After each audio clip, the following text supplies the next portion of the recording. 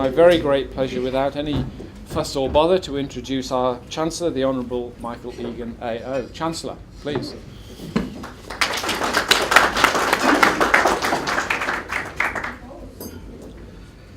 Well, thank you, David, and thank you, ladies and gentlemen, for coming along today and for your support of a great university. Now, these two numbers here, when I look at them, I wish that they indicated that I was 50. Unfortunately, I'm a lot older than that. In fact, this year is my 50th year since leaving school. I did the leaving certificate in 1964. And I was just saying to some of the people at my table tonight, I'm getting together with 44 of the pupils I went to school with, who I did the leaving certificate with, most of whom I haven't seen since the end of 1964, so I'm really looking forward to seeing them tonight. But 50 is an important milestone, and I suppose it's, depending on how old we are, it's either a long time ago or a short time ago.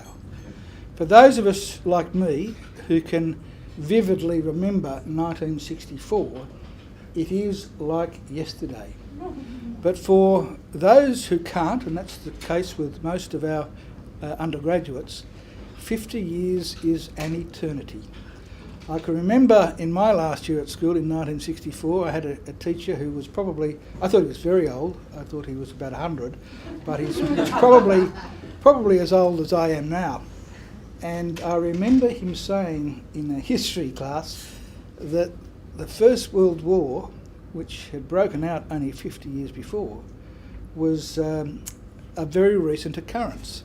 And I can remember thinking, what a silly old fellow you are. But I now understand the point he was making. And so for me, 50 years is not long at all. But there is no doubt that we've seen enormous changes in that 50 years, especially here on this site, which were Market Gardens in 1964. And by the way, the 50th anniversary of the university is the 50th anniversary of the enactment of the legislation which established the university. It's still another couple of years. I think 1967 was the year when we first admitted students. But certainly in that 50 years, a lot has happened. Last year, or was it earlier this year? It might have been earlier this year, we graduated our 150,000th student. We're now graduating students at the rate of about 10,000 a year.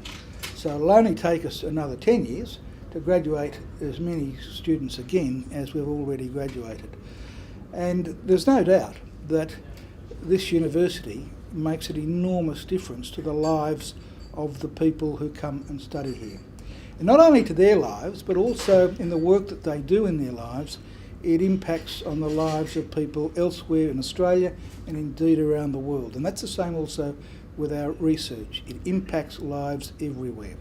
So I think we can be very proud of the work that the university has done. As I say, lots of things have changed in 50 years.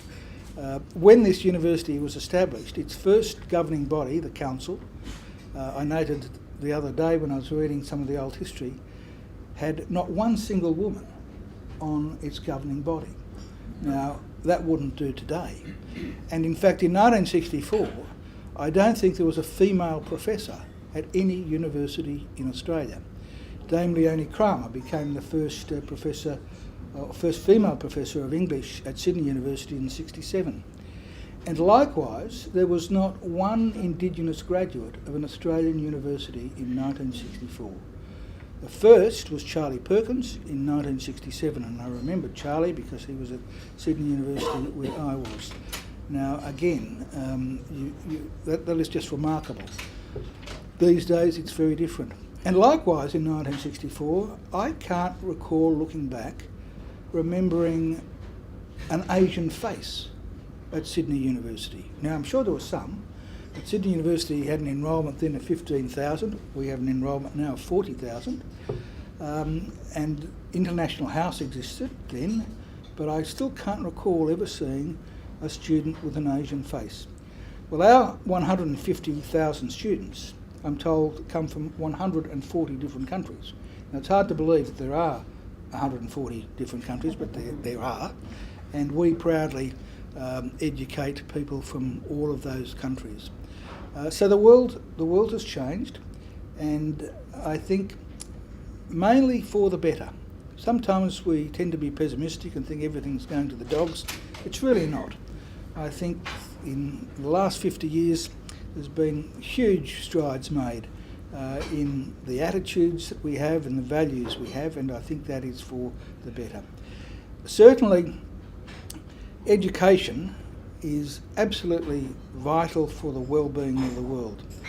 It's only through education that we can remove prejudice, ignorance, fear, and they're all the things that cause all the problems in the world.